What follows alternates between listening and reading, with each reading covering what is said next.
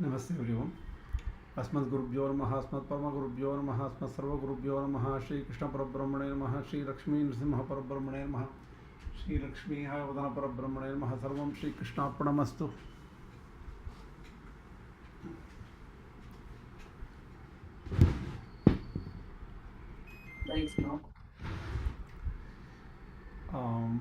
Can you hear me well?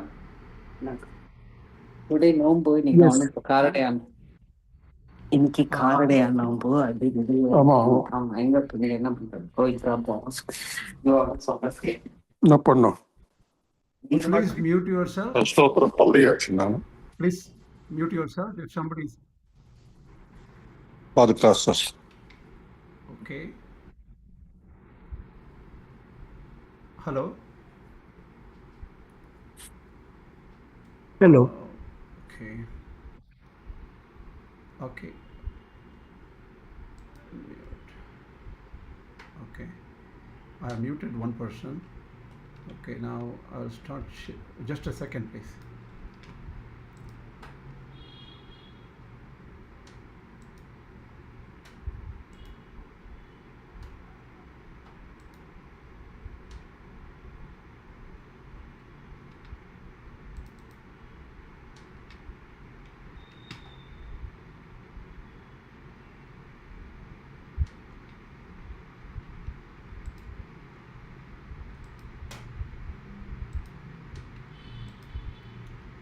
Okay, I'm sharing my screen, and I think okay, slideshow.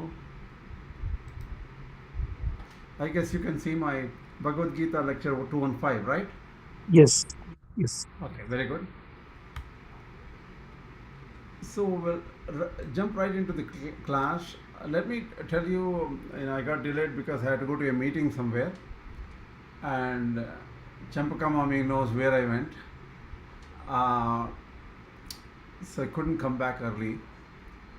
One thing I want to let you know is, I think last class we gave we looked at the introduction to the 6th chapter given at the end of the 5th chapter and also at the beginning by Shankaracharya.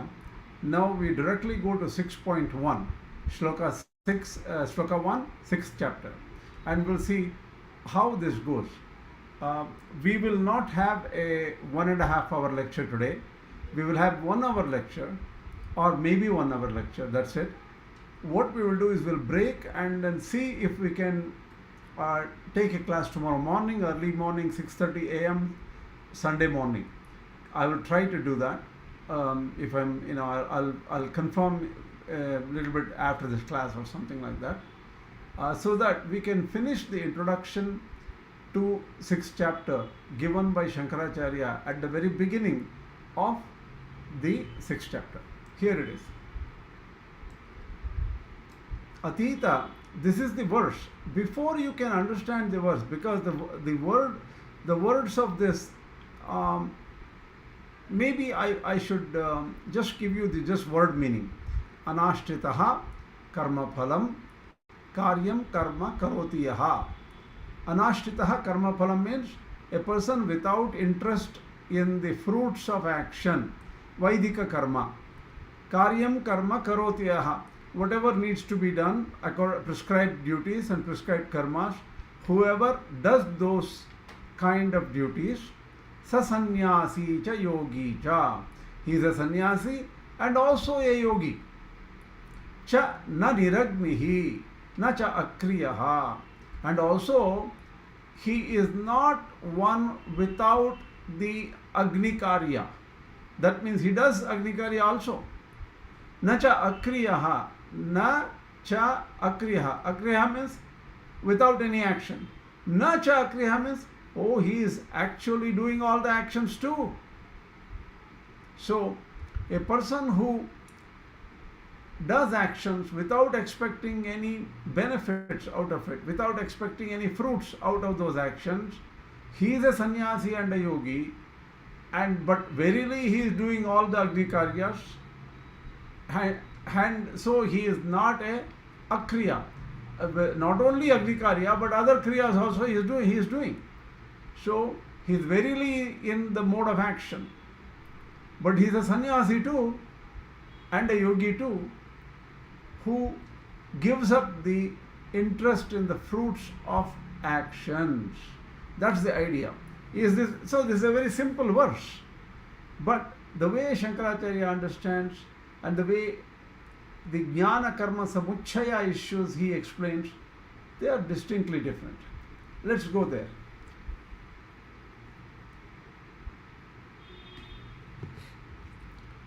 Atita Anantara Adhyayante ध्यानयोगस्य सम्यक् दर्शनं प्रति अंतरंगस्य सूत्रभूताः श्लोकाः स्पर्शान् कृत्वा बहिर्बाह्यान् Bhagavad-Gita 5:27 इत्यादयः उपदिष्टाः. So see, whatever was the seed of the expansion given in the 6th chapter, the seed was given earlier in the verse Sparshan Kritva Bahibhakyan, which is this 5:27, and that was already taught. What exactly that means, the core of the whole chapter has been already taught.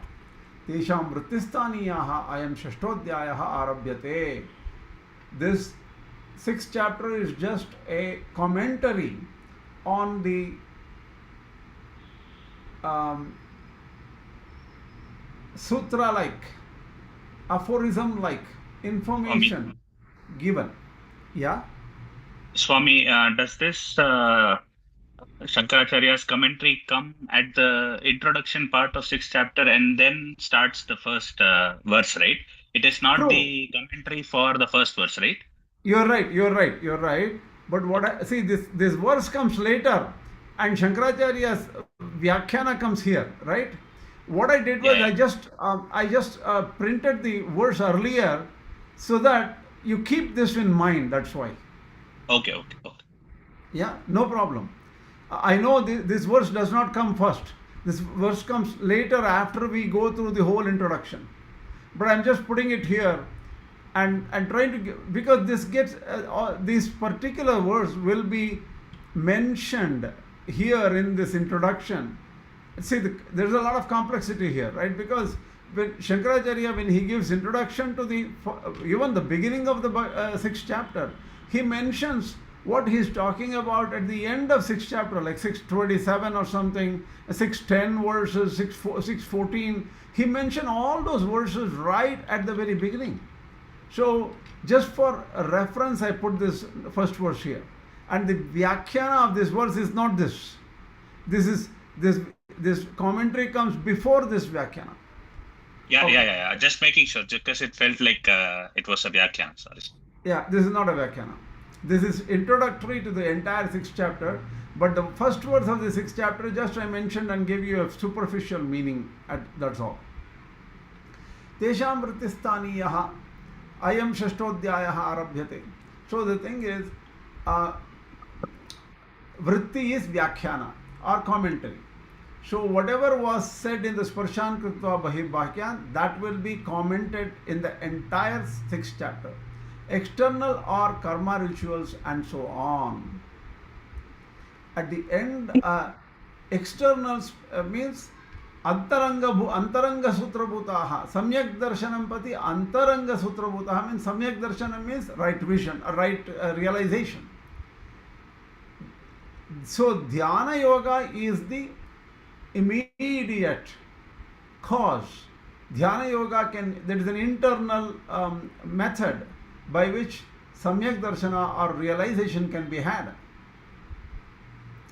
And that Dhyana Yoga is explained in Sparshan Kritva Bahibhakyan, but that is commented in detail in the 6th chapter as a whole. Antaranga Bhuta means internal cause for right realization, Samyak Darshana. But what is the external one? That is the karma and rituals and so on. You need to have these karmas. This is very important. At the end of the immediately preceding chapter, verses serving as the aphorisms regarding the yoga meditation, Dhyana Yoga, which is proximate, immediate, closest means, Antaranga to right realization, Samyak Darshana were taught, beginning with the shutting out external objects given in 5:27. Ramji, what's up? This sloka refers to Grihastha, sir. I'll come, don't worry about it. I will explain to you slowly. Don't worry about it. Shankaracharya does a very good job here. So we need to understand what Shankaracharya is saying at this point. This 6th chapter is now being commenced to serve as a detailed commentary on those verses. Okay, now we'll go next. Tatra dhyana yogasya bahirangam, this is still introduction. Okay, Tatra dhyana yogasya bahirangam karma iti yavat dhyana yoga arohana samarthaha tavat grihastena adhikritena kartavyam karma ityatah tat sauti anashritaha iti. This anashrita refers to the previous, the first verse. The anashritaha karma phalam karyam karma, that is the reference given in the anashrita word here. What does it mean here? Tatra dhyana yogasya bahirangam karma iti.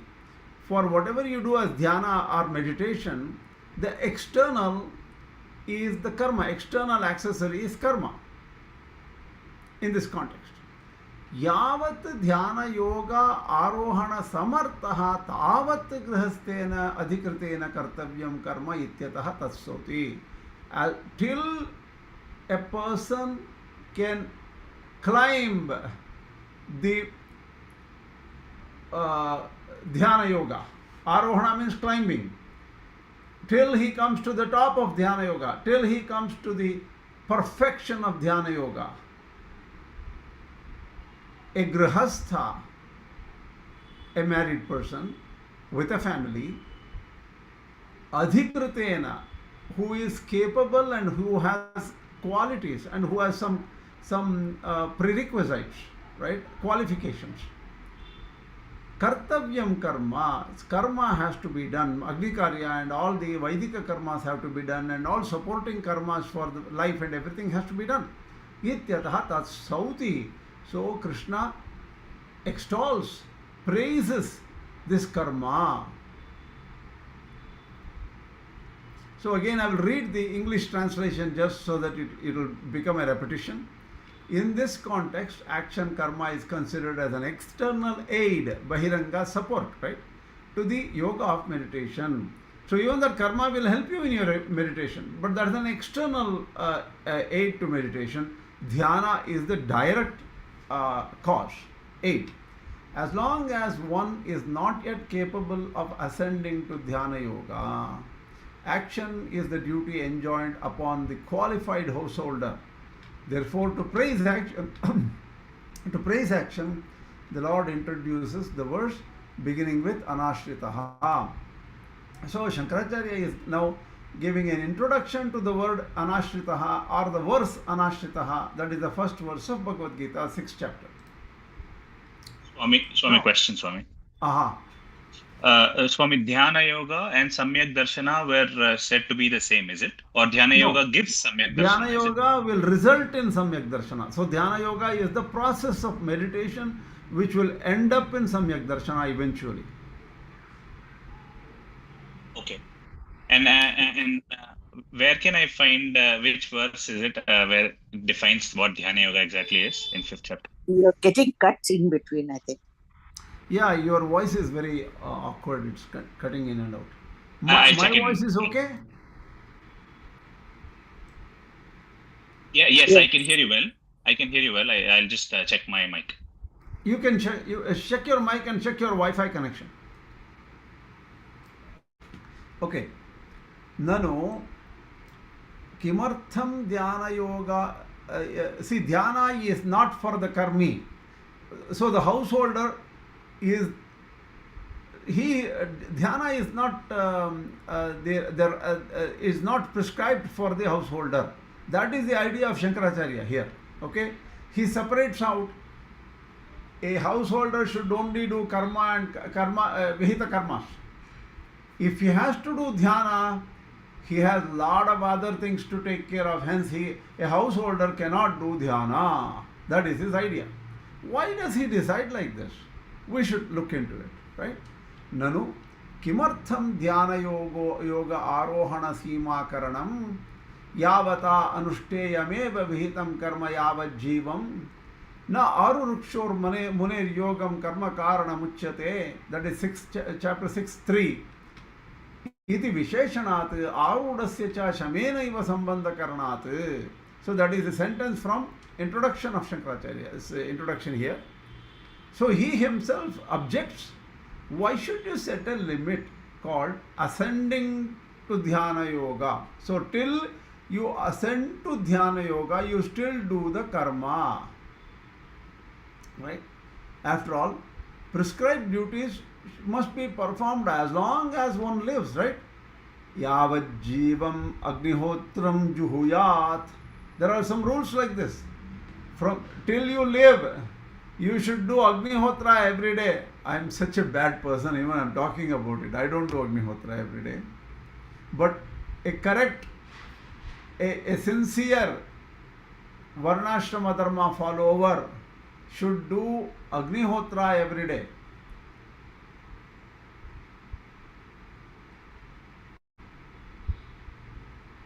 Prataragnim Pratarindragam Havamahe. There is a verse like this in I think in the Mantra Prashna. Prataragnim Pratarindram Havamahe. We should offer oblations to Agni, Indra and all. And it is I think morning and evening you should do Agnihotra.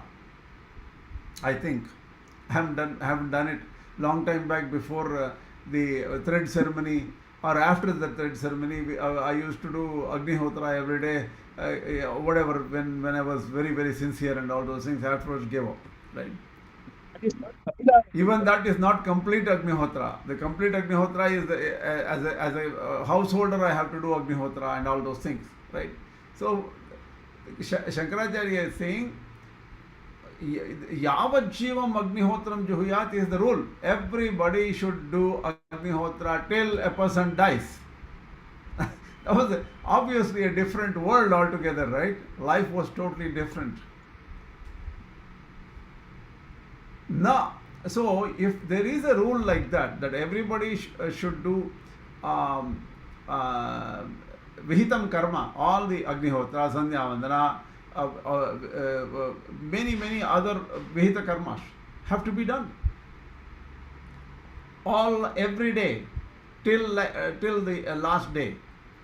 If that is the rule, why should you say Dhyana Yoga Arohana Sima Karanam? So till you climb up the Dhyana Yoga to perfection of Dhyana Yoga, you you can do karma, you should do karma. Afterwards you can give up karma. Something like that is indicated here.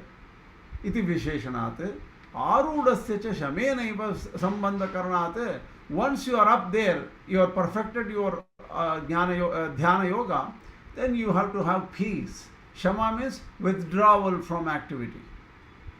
It's clearly said. Oh man, if it is withdrawal from activity, what is going to happen? What happens to the rule of the Yavat Jivam that you have to do Vihita Karma till death?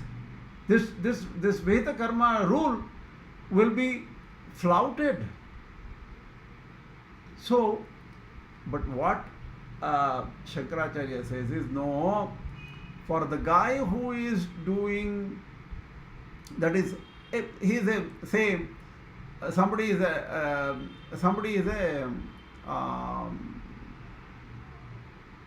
householder, grahastha. He probably truly he cannot start dhyana. There are some restrictions and there are some prerequisites to do dhyana properly. We will get to that, right?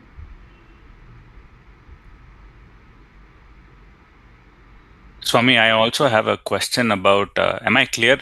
Is my voice clear now? Better. When we say that it needs to be done, karma has to be done throughout their life. Yes. As per Varna Ashrama rules. Correct. Is it a Vedic injunction or is it something that the Dharma Shastras were saying? It's also a Vedic injunction. Dharma Shastra, you see, in the Dharma Shastra, Grihya Karma, Grihya Sutras and other things came because in long time back, the yajnas were all done in public. Then later on they say you can do it at home too. So the Grihya Sutras came later on. So these are all in Vaidika karma only. But then there is a specific ashrama called sannyasa, which people leaving their karmas go and take upon, right, in their own lifetimes. Okay, this is the sannyasa karma. This is what we are discussing. See, there are different beliefs regarding whether sannyasis should do karma or not. Madhvacharya does not agree that sannyasis should give up karmas. But the sannyasa ashrama as it existed during Shankaracharya's time, did the same exist during Madhvacharya's time? Sannyasa dharma is Vaidika, right? It has to be same.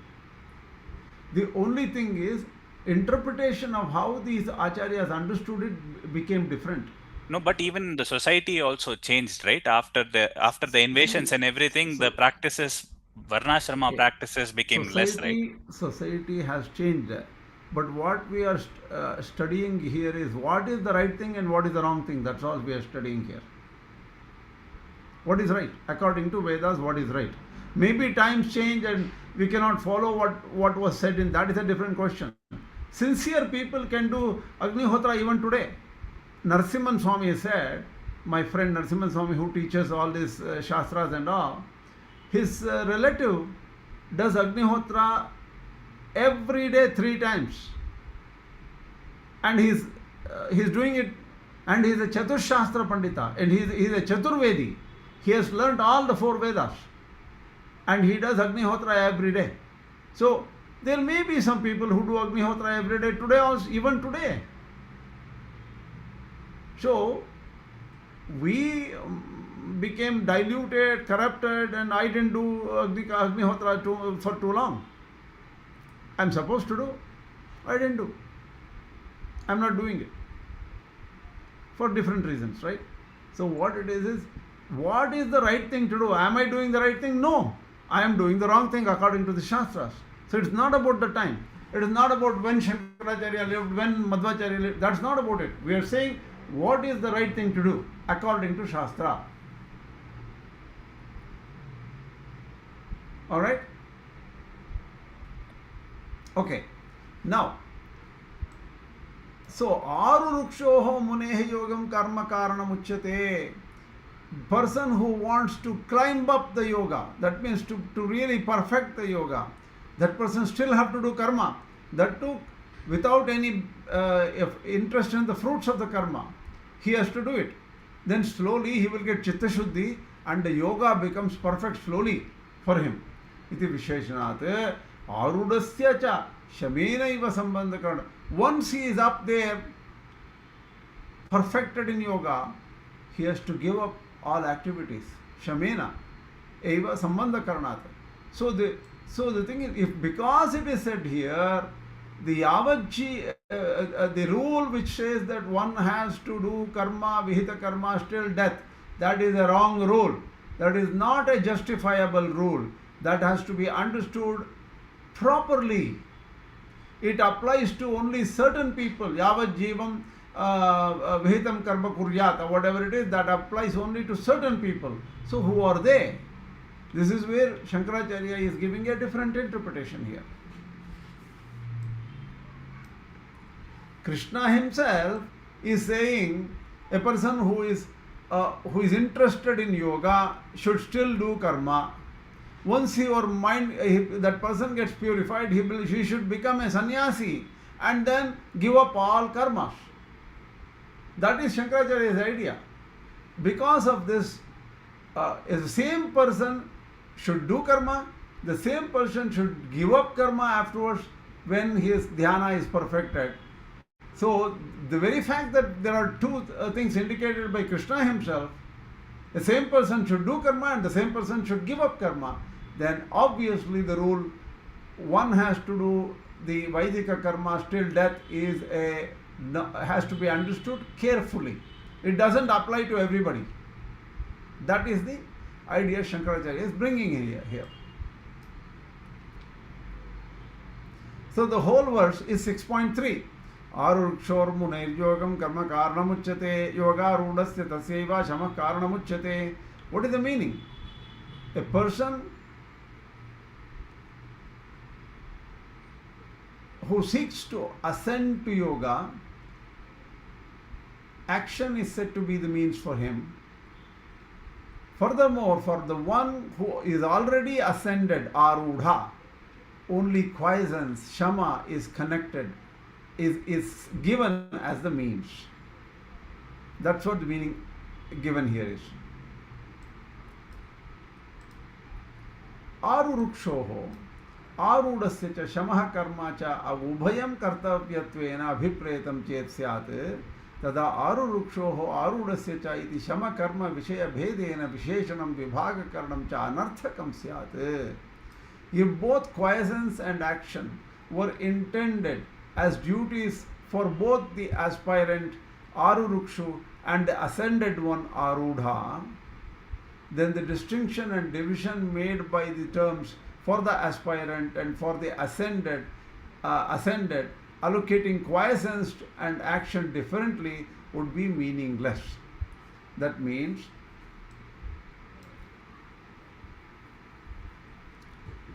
one should give up karma, also one should do karma.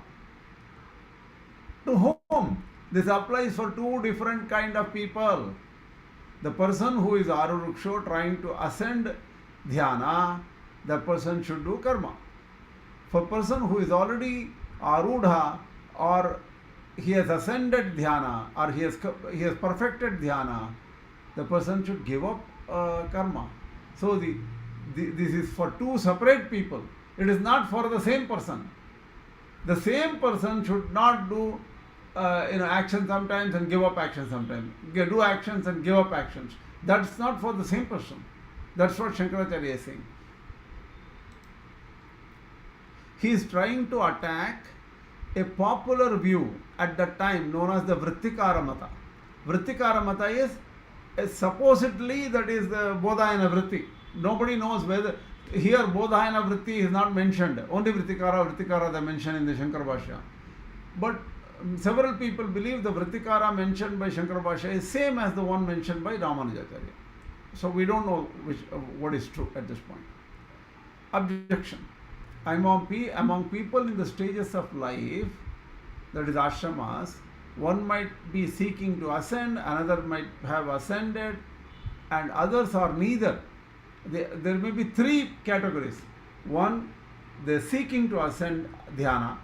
The other one is, I already completed and perfected dhyana. So there are two categories. Okay. Tatra ashraminam kaschit. Here ashraminam, probably it is grihastha ashrama here. Okay.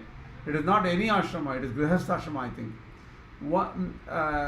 So among the grihasthas, one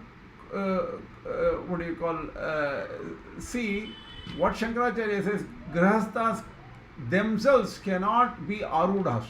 They cannot perfect dhyana. That is his idea.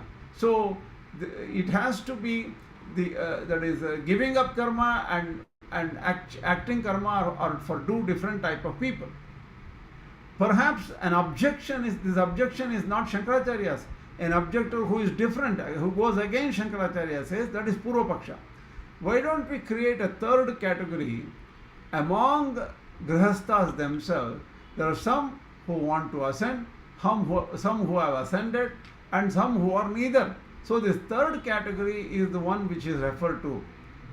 Let's understand what this means, right? But Swami, ashraminam is multiple ashramas, right? That word means multiple ashramas, not just one ashrama. Here it is not like that actually, because I checked with SSS. Here ashramina means he says grihastha ashramina. He says that. I will check and confirm it later. But I'm sure I studied it. In third category, any person belonging to any ashrama, grihastha, brahmachari, sannyasi, vanaprasthi, all have to do karma till death. So this is he says that for a Vrittikara Mata, what he says is it does not matter whether it is grihastha ashrama or anything.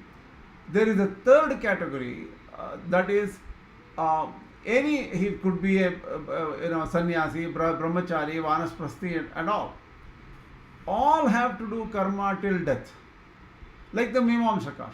So karmaiva Mimamsakaha, karma can never be given up. That is the Mimamsaka view. Even Vrittikara also had the same view. For Vrittikara, those who do dhyana will get moksha, others won't get moksha. So the only difference is you can do karma and also dhyana. The same person can do dhyana and karma. But the person who do only karma will not get moksha. But a person who get karma and dhyana definitely will get moksha. But everybody should do karma anyway. That is the Vrittikara mata. Swami, I have a doubt. First category and second category, can you just tell who are those people? The first category and second category. First category is the person who wants to become perfect in yoga. That is Arurukshu. Arurukshu is the first Yogam Arurukshu. He wants to perfect yoga. For that person, karma should be done. Arudha is the person who has perfected yoga. For him, karma can be given up. Karma should be given up. That is two categories. There is a third category they are talking about. This third category is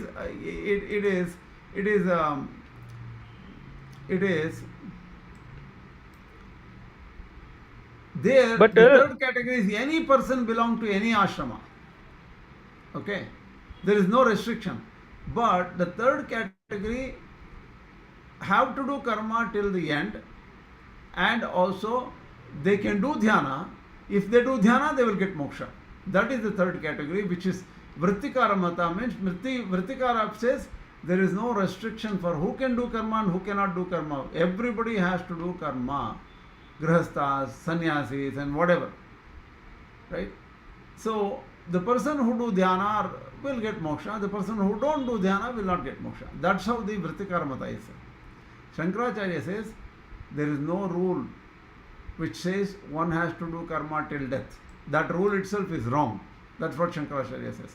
Tasyaiva iti vachanat punaha yogagrahanacha yogarudasya iti ya asit purvam yogamarurukshu tasyaiva arudasya shamayeva kartavyah karanam yoga palam prati uchyate.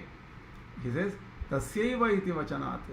So yogarudasya tasyaiva, it says Arurukshu is the same person who wants to ascend the yoga, and slowly the guy who, for the same person who is ascending yoga, once he becomes perfect in yoga, he should give up karma.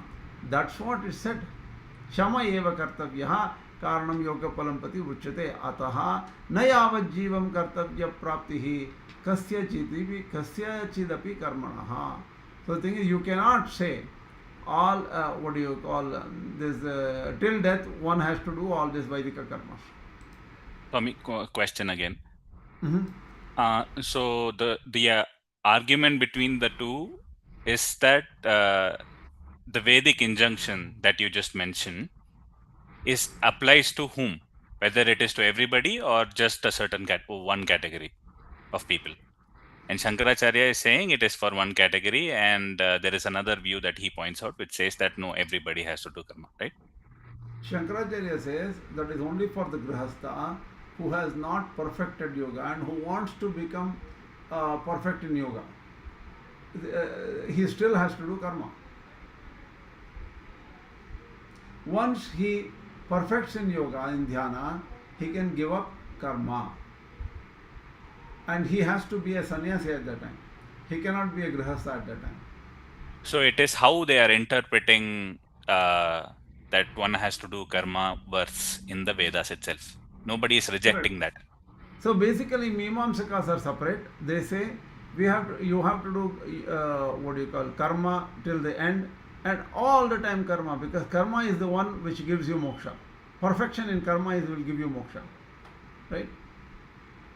Apam, asomam, amrita, abhuma, they quote all these things and say that even by doing agni karya one can have moksha. That is the Mimamsaka view. But the Vrittikara mata view says you definitely have to do karma all life. Yavad jivam, till death you have to do karma. But if you do yoga on top of it, you will get moksha. By karma only, you will not get moksha. That is the Vrittikaramata. Oh, Vritikaras are not Mimamsakas. Not Mimamsakas. Okay. Thanks. No. Okay. I have one question here. Mhm. I mean, we have two categories as Sankhya and Yogins. Is the Sankhya also is a yoga Rudha? Your voice is breaking up. Can you check your mic and Wi-Fi?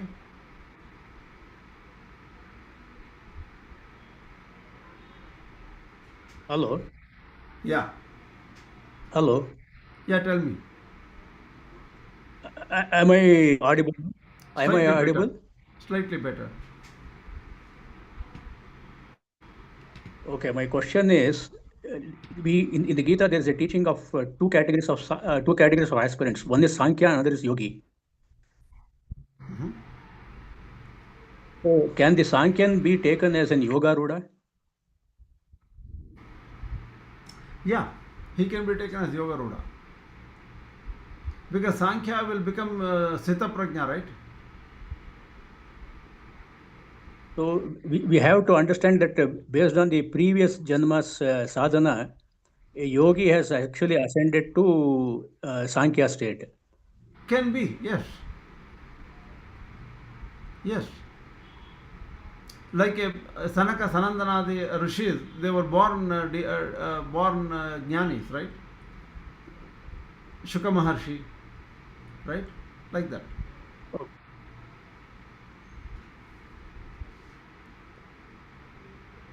So,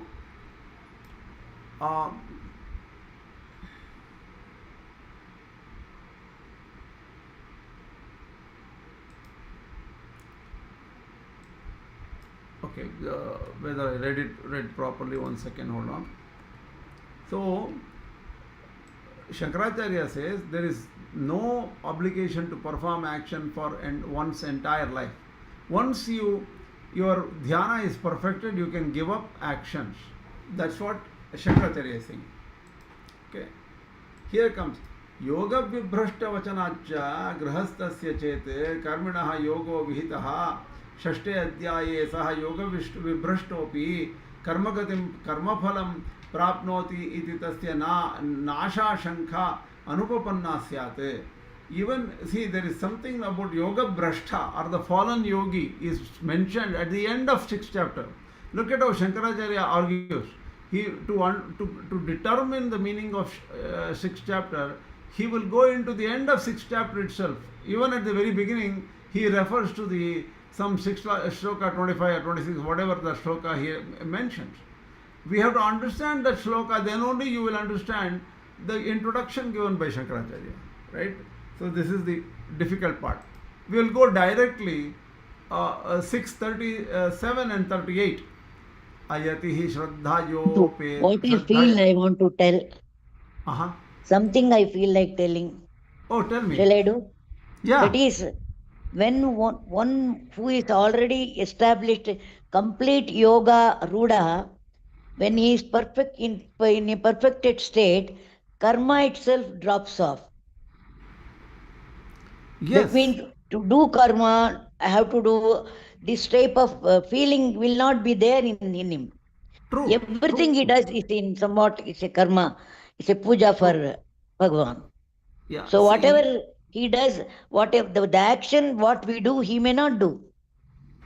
What shouldn't be done for us may not be the must and should for the jnani, 100% realized soul. No, there whatever are some, he does is a puja for Bhagavan. Okay, no. You see, you have to make a distinction between whether that person is in samadhi or not. Yes, that's see, what. For example, one who has suppose, attained samadhi. Suppose this comes up in the 6th chapter in the Vedanta Deshika's view, right? Vedanta Deshika Ramanuja's view. He says there may be some very powerful yogis who are like Nammalvar, who can go to the yoga state for 6 months at a stretch. He mentions there is an Nammalvar episode. It seems Nammalvar was thinking about little boy Krishna leaving the home and with the cows, and he was waiting for Krishna to come back, and Krishna wouldn't come back till evening because of the fear of losing Krishna. Oh my God, where is Krishna? He has left somewhere. Where is he? Where is he? He went to Dhyana Samadhi at that time, but he didn't come back for 6 months. He was inside the Samadhi for 6 months, right? Of course, Nammayvar need not do Sandhyavandanadi karma or any kind of karmas because he was not born in the Trivarnika Varnashramas. So he was lower than the, or different from the, we cannot say lower, higher, we can say different from the Trivarnikas, right? So he didn't have to do Vaidika karma. But suppose there is a great person, Vaidikas, who goes into Samadhi for 6 months, he did not do the work or karma during that time, right? But once he comes back to ordinary life and he uses his body, he is now breathing, and the lungs and everything is working, the eyes are working, then the way devatas are helping him in this world, right? My indriyas will work because of the Indra Devata. My Medham, my Prajam, my Indro, Tejo, the different Vedic hymns are there where the devatas are helping us in our life, right? I'm sure one devata is helping us beat our hearts and blood flow and that, and this everything devatas are helping us. So then we have to do karmas to appease them and to give thanks to them, right? Pitrikar, there are 5 runas. The moment somebody is born, there are 5 runas, or the 5 debts. Because of the debts, one has to do karma, right, to repay the debts. Otherwise, he will incur sin. So, dhyana, only during that time, like Ramakrishna Paramahamsa, who went to a meditative state, he could not do his mother's funeral karma. Please mute yourself, mommy. There is background noise. Please mute. If you are not talking, please mute. Then there will be no background issue. Okay. So what it is, during, at that time he could not perform the mother's funeral rites, right? Karmas. But maybe he came back after that. That is, his samadhi ended. Once he comes back, he is supposed to do karmas according to Ramanuja Sampradaya and according to the Deshika Sampradaya. Or same, Ramanuja, Deshika, they are all same Vishtadvaita Sampradaya. So, so I just answered your question, that's all. Ayatihi Shraddhaya Peto Yoga Charita Manasa. This is Arjuna's question to Krishna in verse 37 of the 6th chapter. We want to understand this first. We should understand this first because Shankaracharya refers to this verse right away in the very beginning. So we need to understand what this is. Ayatihi aprayatnavan, that means the person is not doing any effort. Yoga marge shraddhaya astikya buddhya cha upetaha. He trusts yoga marga. He has got shraddha or interest in yoga marga, but he is not doing any effort. Yogat cha upetaha yogat antakale cha chalitam manasam mano. At the end of his life, his mind is not focusing on yoga. Yes, saha chalita manasaha brashta smritihi. That means he doesn't remember. Saha aprapya yoga samsiddhim kamgatim Krishna gacchati. He doesn't achieve the goal of yoga. So what will happen to him? Kachinno ubhaya vibrashtaha chinna abhramiva nashyati. Ubhaya vibrashtaha is what Shankaracharya is referring to. Ubhaya vibrashtaha means he will lose both. He will lose the path of karma. He will also lose the path of yoga or dhyana, because the dhyana's fruit has not come to him and he is dying.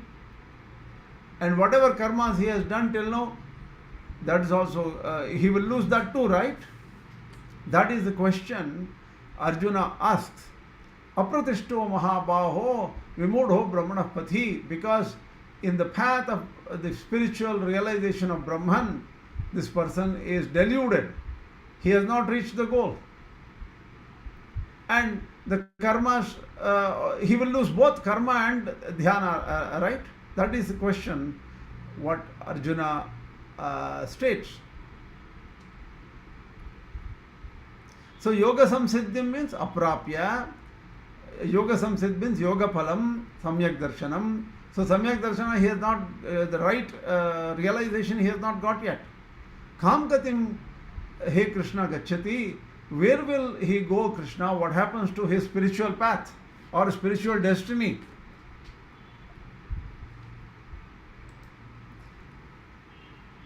So this this is just a translation. He who is unstriving, ayatihi, meaning one who does not put forth sufficient effort, yet he is endowed with faith, that is possessing a belief in the truth of the scriptures and the path, but whose mind wanders away from the path of yoga at the time of death. So right at the time of death, his mind wanders away. That's very normal, right? People, when they die, they may not die peacefully. There's a lot, some people may be in deep pain or agony or something. Being of such a wandering mind and having lost the memory of practice and failing to attain the perfection of yoga, yoga samsiddhi, which refers to the fruit of yoga, namely the right vision or samyak darshana, to what goal or destination, O Krishna, does he go? That is English just translation of that. This is the same thing, we don't have to go again. The context is Arjuna is worried that a person who starts the path with the faith but dies before reaching the enlightenment is lost like the broken cloud, having left the worldly path of rituals but not yet reaching. So he is not doing the rituals, and then he has not reached the perfection of the spiritual goal either. Krishna responds in the following verses by assuring him that no one who does good ever comes to a bad end. Nahi kalyanat krit kaschite duggatim tata gacchati. And such a soul is reborn in a favorable environment to continue the journey where he left off. So there is no problem. That's what Krishna says. Okay. So here is Shankaracharya's view. If the yoga is in the 6th chapter were prescribed for a householder performing rituals, then even if he fell from yoga charita manasaha, right? That is, he fell from yoga, he would still attain the fruits of his actions. See, whatever actions he has done, that will not go into waste. In that case, the fear of his total ruin expressed by Arjuna, ubhaya vibhrashtaha, he lost both, that is unjustified. He will never lose both, right? Because whatever karma he has done, that will always yield some fruits. So the very fact that Arjuna is saying ubhaya vibhrashta, so you should not do karma and dhyana together. If you there is no question of doing it together. That's the Shankaracharya's view. Why? If you do karma and jnana together, you will never become ubhaya vibhrashta. You will always have the effect of karma. So you don't go with zero. You will get some value of the karma you do. Now let's find out a little bit more. What is the time now? 8:57. That is around an hour. Why don't we do one thing? This is complex. I didn't know it was that complex. It's not easy to finish within 1 hour.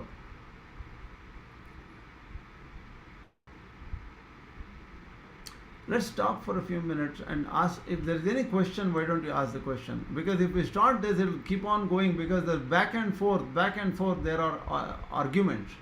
Whatever you have learned today, try to understand it, maybe read it. Tomorrow morning at 6:30 we can again continue the class if it's okay with you. Let me know if it's okay with you. If it's not, we will do it next week. Are you okay? How do you feel? Yeah, I'm okay. Okay. How about others? I am okay. Okay, a Okay, few for me people say also. 6:30 I'm also a.m. we okay. can start, maybe 6:45, but 6:30 we will have Okay. a target of 6:30 and we'll try to start at 6:45. I don't have too much time tomorrow morning. I can only spend about 45 minutes. We can just go further a little bit, that's all. Okay, Swami, 45-50 minutes. Swami, the previous slide, can you explain? He told that if he does yoga and karma, that I did not understand. Can you explain it? Which one? In the previous slide, you told no. According to Shankara, if he does both, that I did not understood clearly. Okay. See, what it is if yes, see, Vrittikara Mata and Mimamsakas feel, what do they think? Everybody should do karma anyway, right? And everybody should do karma till death. And that person can also do dhyana. So let us assume only Vrittikara Mata here. So a person is doing anyway, everybody will do karma till death, whether it is sannyasi, grahastha, whatever. But some of them can do dhyana. The person who can do dhyana, he will get moksha. That is the Vrittikara Mata. That means Vrittikara says you can do karma and dhyana together. The same person can do dhyana and karma together. This is what Shankaracharya does not like. He says one person at a time can do only dhyana or only karma. They cannot do both. That is Shankaracharya's view. Here, Arjuna asks a question that if somebody does yoga and dies in the last phase of the yoga before death, he loses his mind. He cannot perfect his yoga. He dies before perfecting the yoga. Then he will become ubhaya vibrashta. He says he will lose karma, the effects of karma, the fruits of karma is also gone, and the fruit of dhyana is also gone. That's what Arjuna says. Shankaracharya says that ubhaya vibrashta does not occur. You cannot lose both, because the karmas will always have effect, whether it is nitya karma, naimittika karma, kamya karma, all the karmas will always have effect. Action Swami, will have always some effect. Swami, can I say something? Mhm. Swami, I think Shankaracharya is saying that because in his view, one first leaves karma, then does yoga. Correct. So when he is dying and he has not perfected yoga, so first he has already left karma. Now he has not perfected yoga also. So will he not fall from both? So since Arjuna is saying that, it implies that his view is correct. I think that is what he's saying. He's implying that his view is correct by quoting that. Why would Arjuna say that I will lose both if he has not already left karma for yoga? Correct. True. True. That is, Arjuna should have left karma already. Wait a minute. See, Kachin, he himself say, Kachin obhaya vibrashtaha. He will lose both. That's what he's saying, right? No, but because in the Vrittikara Mata, they are already doing karma, no? Till the end, anyway, they are doing karma. So why they have only, when they say yoga vibrishta, it doesn't mean both. It only means he didn't attain yoga perfection. He is still continuing karma. No, in See, Vrittikara Mata, both they are doing simultaneously. They're doing yoga as well as dhyanam. Both they are doing together. That is what Yes, Swamiji they are told, doing no? both. That is why Ah, when Arjuna is saying that if I don't perfect in yoga, will I fall from both karma and yoga? Will I fall from both? He yes, will not correct, correct. say if we follow Vrittikara Mata's view, because in that there you are already doing karma. But in our view, you have left karma to do yoga. So one you have already left. If you have not perfected yoga, then ubhayam, you lose both worlds. That is what Shankara is trying to imply, that my view is right. see, good question. I need to think a little bit, make sure that I'm not saying something wrong. See, what, see, I think Shankaracharya is trying to address the simple question. Should a person give up karma completely to start dhyana? right? Or he can do dhyana and karma together. Couple of hours he does dhyana, couple of hours he do karma, like that. Karma he will never give up till last day, right? So if he is doing karma every day and also dhyana every day, there is no question of losing both, because karma's effect will be there. So the question of losing both comes because karma will have the effect, right? If he is doing both every day, 1 hour dhyana, 1 hour karma like that, he is doing all his every day, he cannot lose the effect of both. So only when karma is given up earlier and dhyana is started, then he will become ubhaya vibrashta, because he has given up karma already and he is trying to work on his karma dhyana for say next 20 years. He gave up karma when he was 40 years, and for the next 20 years he is only doing dhyana, and he does not have the perfection of dhyana. Then both goes away.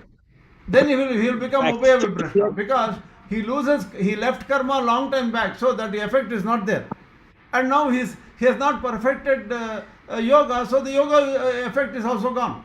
So he will become ubhaya vibrashta only if it is like the Shankara theory. So at the That end, means- at the end of the commentary, he says anupapanna syat, because that would become unreasonable. Then why would Arjuna say that?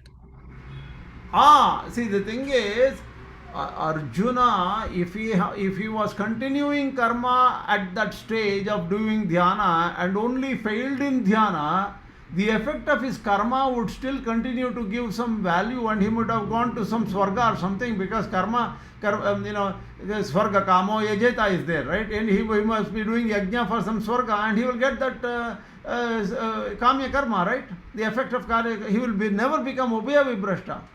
He will become ubhaya vibrashta only when he has given up karma completely and taken up sannyasa.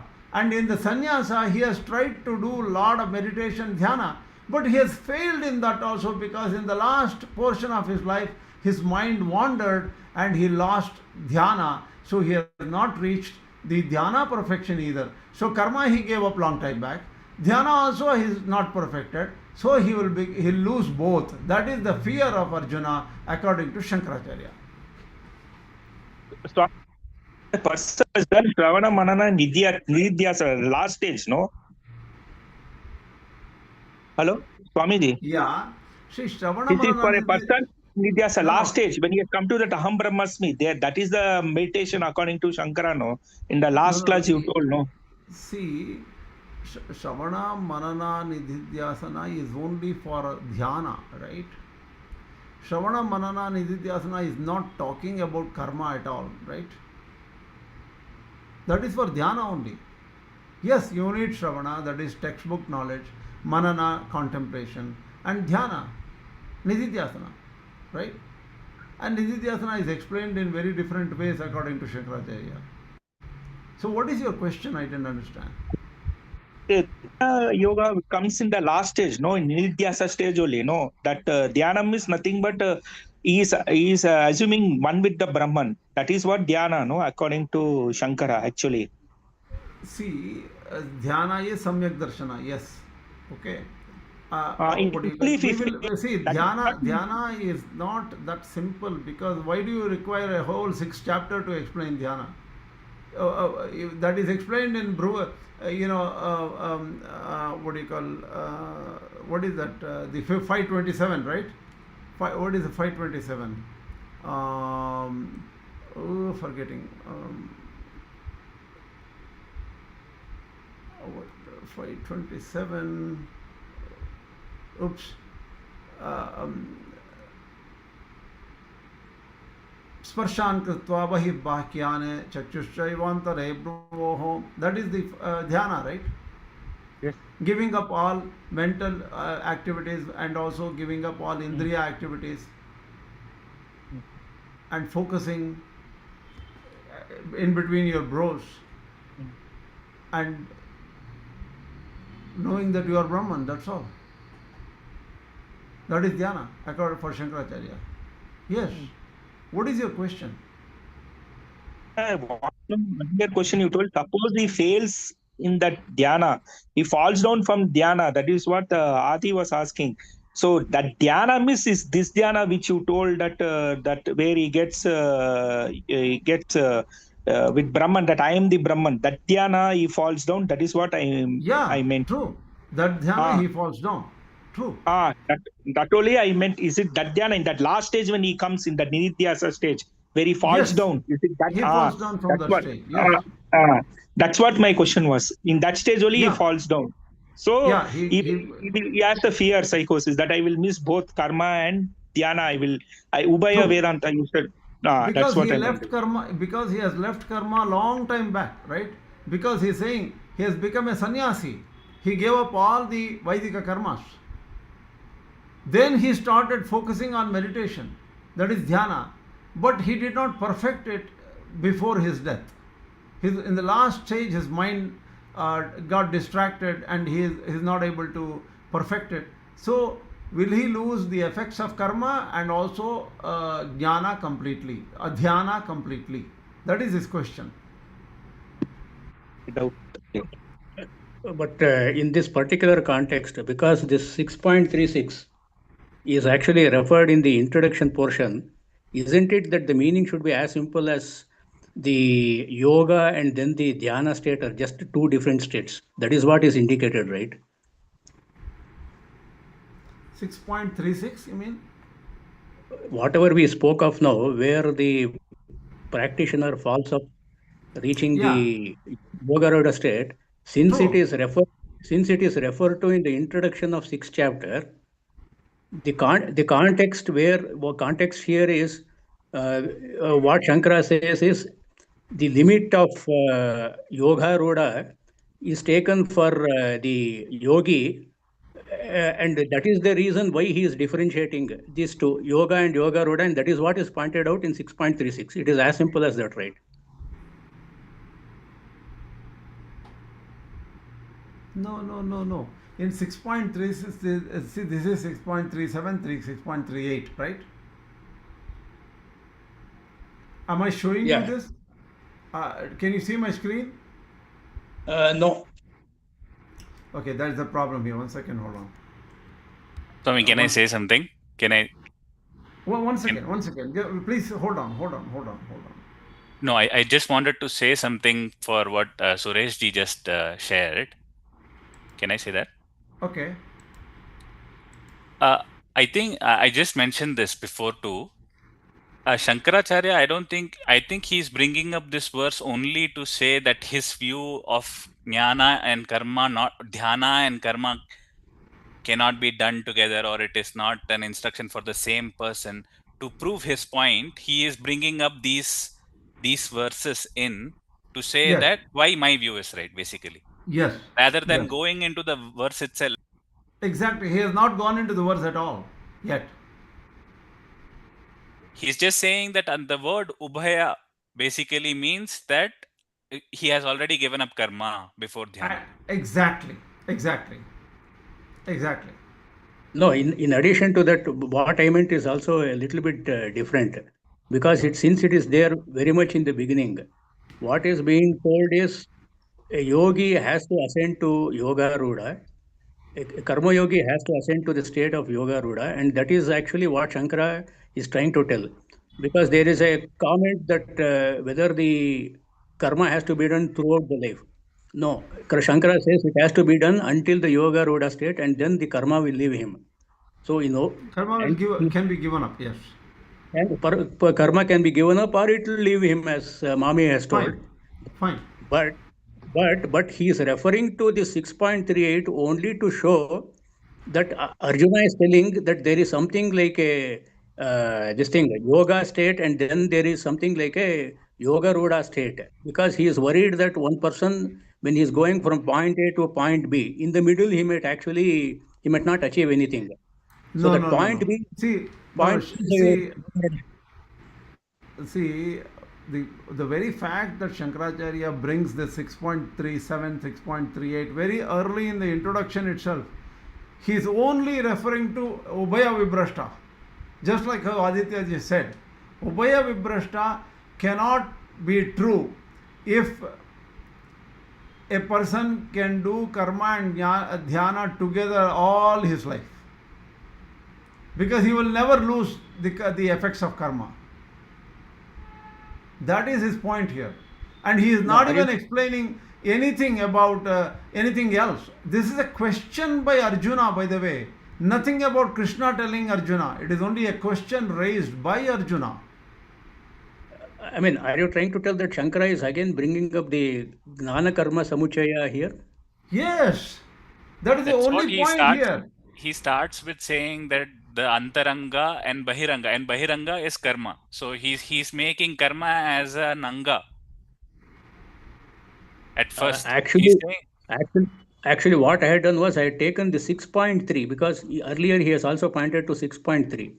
For the yogi who has actually ascended to Yogaruda state, then he becomes the tranquility or this thing being. True. Arurksha So, Mune Yogam Karma Karanamachyate, Yoga Arurasita Seva Shama Karanamachyate. Tranquility, quiescence, yes.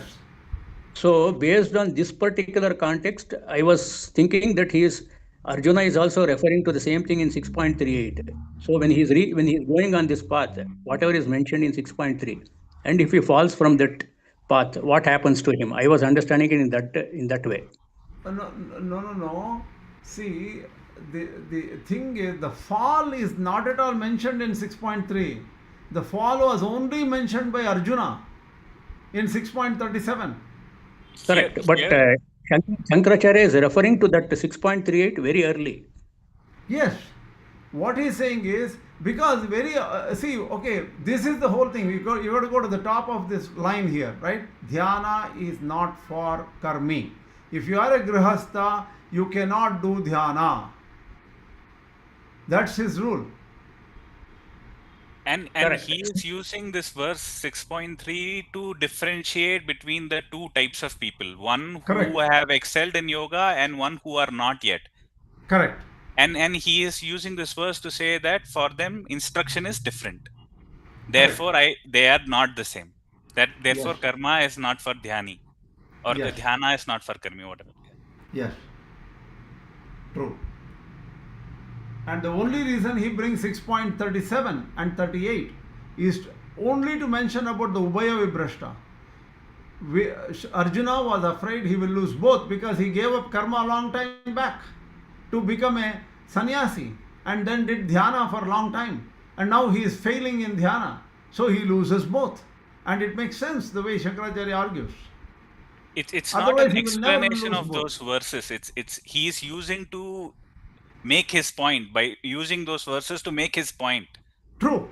100%. Yes. Any other question? Because we need to stop in about 5 minutes and we can pick up tomorrow morning, early morning, 6:30 and continue with this. Because our mind is fresh and we have been thinking about this. Early morning we can try and think about a few more slides and that way we will go further. Okay? Alright then, we'll stop here and we'll go further. I'll stop share. Can I? Yeah, maybe it need not be answered now, but I might be actually taking you back into 5th chapter only. But while actually discussing about this particular concept, in the 5th chapter, Krishna says that yoga and Sankhya are one and the same. It is not one and the same in the exactly identical way, right? That yat Sankhyahi prapyate sthanam tad yogairapi gamyate. Yes, the goal what do you call is the same. Yeah, I am just interested to know because according to Shankara in the current discussion, the the person who is following yoga will actually finally come to a state of Yogaruda or the Sankhya state. So how is it that a person who is doing karma, what will happen to him? Yeah, when he becomes an Yogaruda finally. No, he will become Chitta Shuddhi only. Karma cannot lead to the next stage. karma, he will only get chitta shuddhi, and then slowly he will ascend after that point.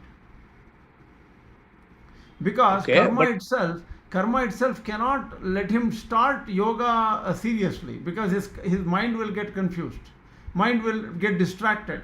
And not only that, in the 6th chapter more information is given. He has to be alone, he cannot have a wife, brahmacharya is important for the dhyana. All these things will be discussed in the 6th chapter in the next few shlokas.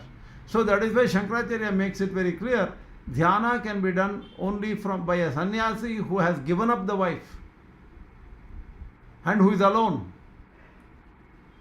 He makes the point again. okay, so that means to say one will naturally become a sannyasi then, according to Shankara. Yes, the person has to be a sannyasi. When he gives up all the fruits of karma, he is no longer able to even Agnihotra and everything he cannot do at that time, because he has no interest in it, and he is not even an agent. He knows that he is Brahman. He cannot be an agent to get any phala. Okay, so 5.5, how is it interpreted then? 5.5. Let us take it 5.5 tomorrow then. Okay. Oh, okay, I might be taking you back, but let us start with 5.5. How Shankaracharya deals with 5.5. Let us start with it. See, this shows everybody thinks that understanding Gita is simple, right? What is the Gita? We used to chant Gita every other day when we were young. They say that, right? Look at how complex. The verse before that, Sankhya Yoga Pratabhala Pravadanti na Panditaha Ekamapya Sthita Samyak Ubhayorapi Vindate Yeah. Ubhayor Vindate Phalam. So they both achieve the results of the same. That's why it is the same, he says. That is 5.3. This is 5.4. In the previous verse, he says that how only they are not different because both those who practice both will achieve the same results. That's how they are not different. Okay, why don't we do one thing? Since the interpretation of Ramanuja, Shankara and all, they're all different, we'll have to stick to the interpretation of Shankara, and tomorrow we'll pick up the that particular verse interpretation of Shankara and then go further. Okay? Okay. अस्मद्गुरुभ्यो नमः अस्मत्परमगुरुभ्यो नमः अस्मत्सर्वगुरुभ्यो नमः श्री कृष्ण परब्रह्मणे नमः श्री लक्ष्मी नृसिंह परब्रह्मणे नमः श्री लक्ष्मी हायवदन परब्रह्मणे नमः सर्वं Shri कृष्णार्पणमस्तु Namaskaram. नमस्कार नमस्कार